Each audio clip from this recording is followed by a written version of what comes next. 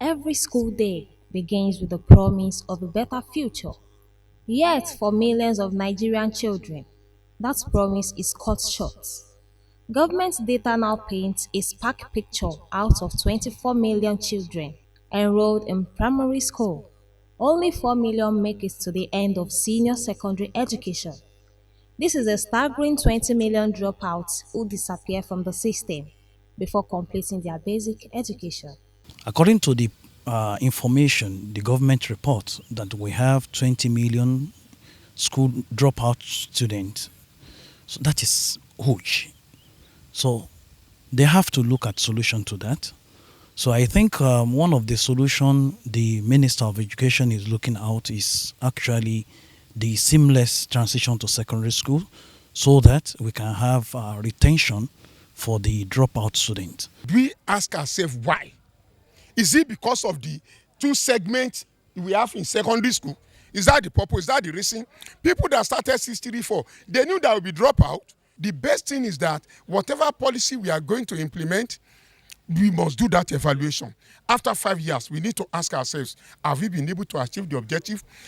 Minister of Education, Dr. Tunji Alausa, describes the current JSS to SSS separation policy as a failed system that creates unnecessary administrative bottlenecks and physical barriers to progression.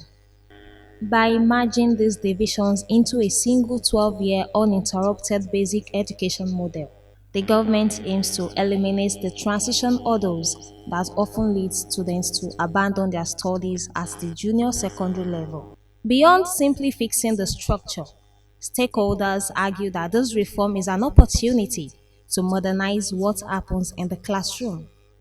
The focus is shifting towards a more integrated curriculum, one that prioritizes foundational literacy and earlier exposure to vocational skills. The goal is to ensure that every graduate leaves the system not just with a certificate, but with marketable skills ready for the 21st century economy. Vocational studies should be part of every student from the junior secondary, not at NYSC stage. Let us make sure that our students too are working like the Chinese, Indonesia and everything students. If a JSS3 student in China can produce an asset, what happened to our own student here? But the reform is not without its critics. Experts warn that structural changes alone are not a magic bullet. Without concurrent investment in school infrastructure, teacher welfare, and the deployment of digital learning tools like the Nigerian Learning Passports, the systemic issues of overcrowding and low teacher quality may persist. As the proposal heads to the National Council on Education for approval, the nation watches closely.